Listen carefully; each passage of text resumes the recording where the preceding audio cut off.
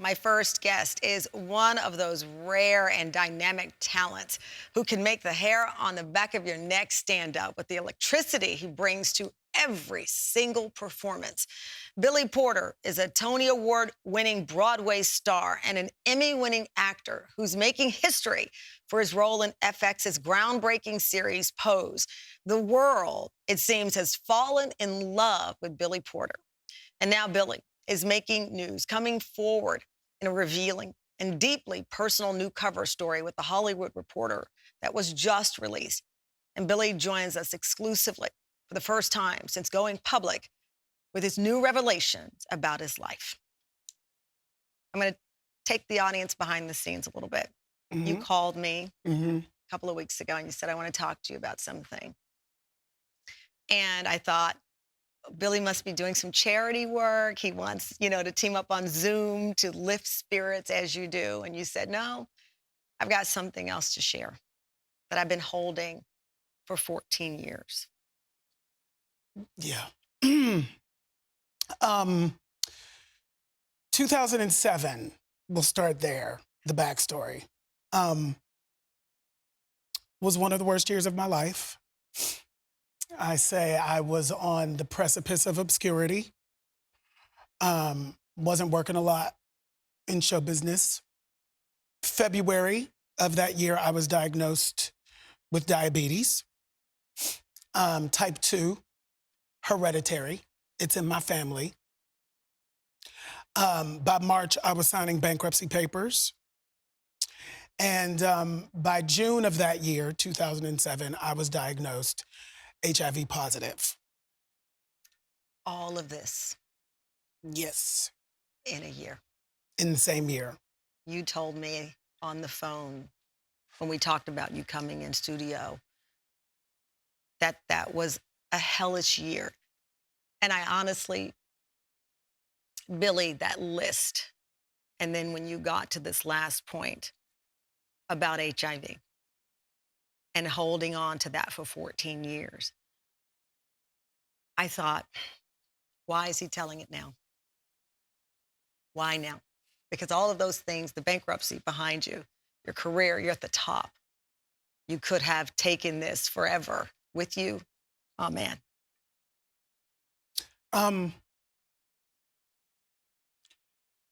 Gay men of a certain age, I'm 51.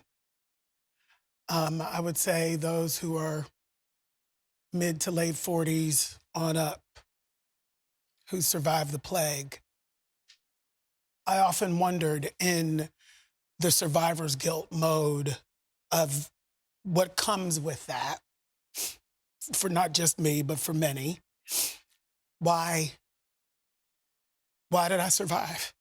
What's the point? Because there's something in the survival that is greater than me. And then Pose happened. And I said, okay, God, universe, she, them, they, whatever we call the force. I understand, because I was left here to tell the story, to remind the world that we were here. We've always been here. We're still here.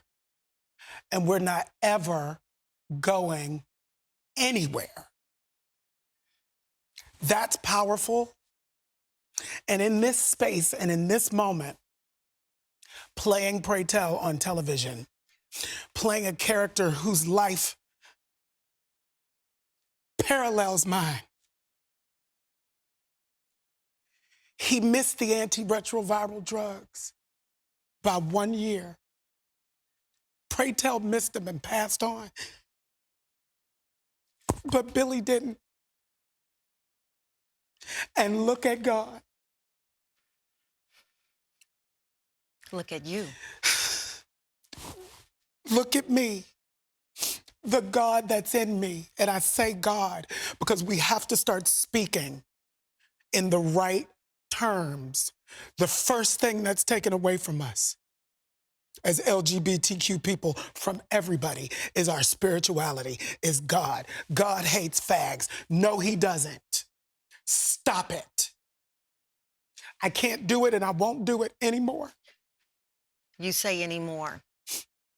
What people don't know is that for your entire life, it seems, there has been a collision of church and a word you used behind the scenes with me, shame. You know, you've gone this long journey. You've seen the names of people lost. You've lost deeply personal and connected friends. And now you're in your late 30s. You're thinking, I'm not a kid. I've survived the 80s, the 90s. What was that like hearing it at the age you were at the time, knowing you'd seen so many others? The shame is debilitating. The shame took over because I'm the generation that was supposed to know better. You know, so here I am. And the hardest part for me was I had spent my entire life running away from being a statistic, you know, a Black man with diabetes, you know, show business, can't make no money, and AIDS is God's punishment. That's what was being preached from the pulpits the entire time. AIDS is God's punishment for your choice. And here you were, a deeply, is it fair to say, religious person, spiritual person. Yeah. You grew up, though, in a home where spirituality mattered. Yes. With a mother who invested a lot in her beliefs. Yes. Poured that in you. Yes. And now this statistic you felt at some point you'd become. Yeah. The shame engulfed me. And what does that shame feel like? How does it engulf you? I had stomach issues for 14 years, and nobody could figure out what or why. You know, my stomach just felt like it was always in knots. You know, it felt like there was a hand on my heart squeezing every day, all day. Every morning I would wake up with dread and try to find my way to work through it. Shame is a destroyer.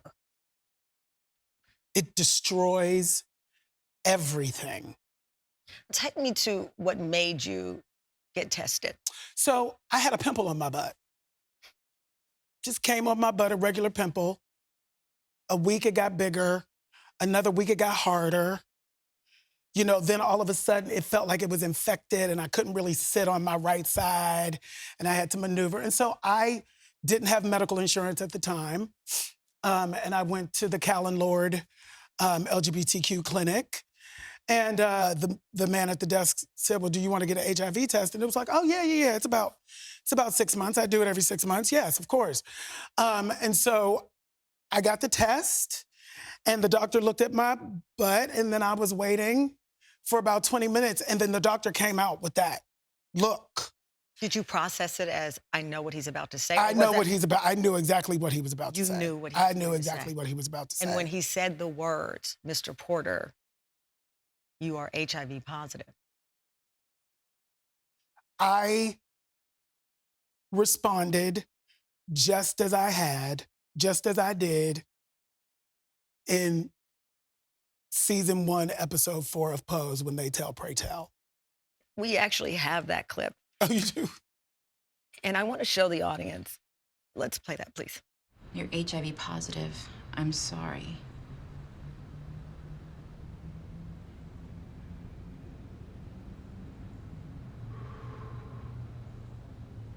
This is the moment that I dreaded most. Dodged it for years. And now the son of a bitch has finally caught up with me.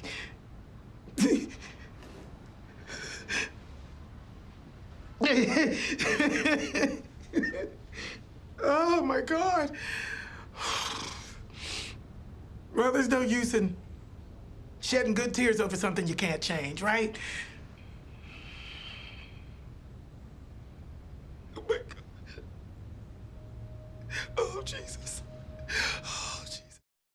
That scene you acted a decade after, sitting in a room, learning that very same diagnosis. I don't know how you were able to do it. Was that, pray tell, the character, or was that Billy Porter? Both. And that's what I speak of when I speak of the gift that Pose has been for me.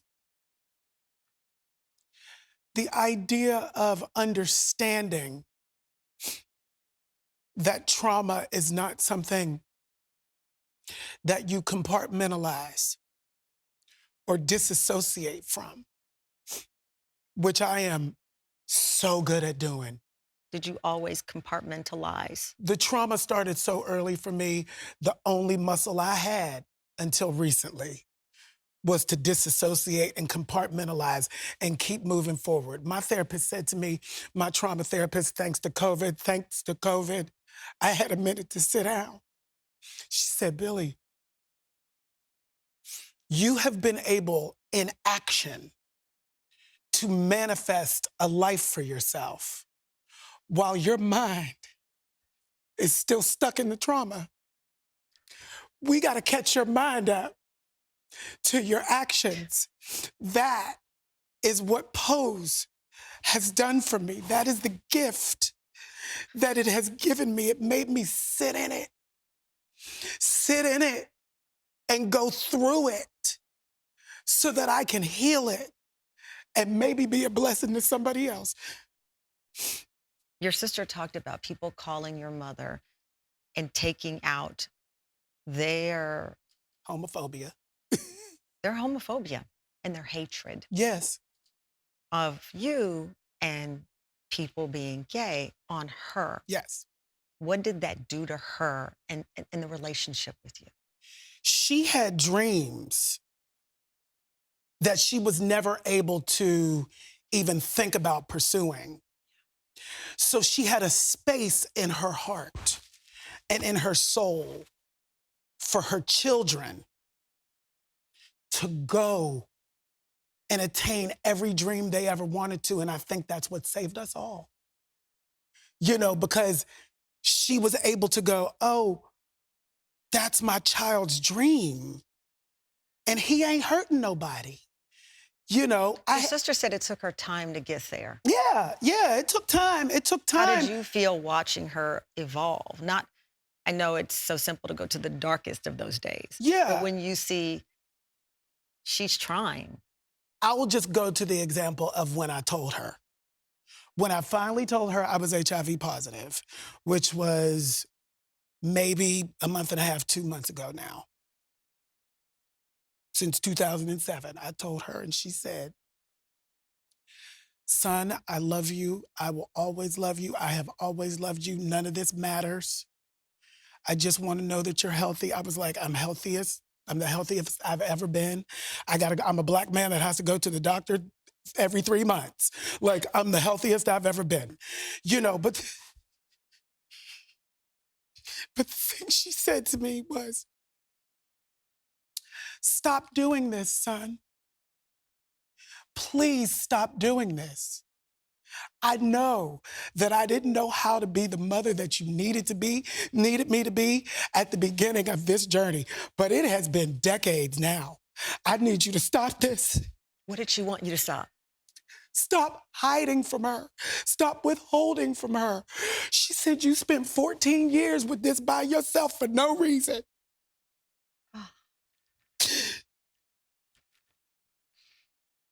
That is what being a Christian means. That is what it is. And I meant it when I said it in my Tony Award speech. The world could use her as an example.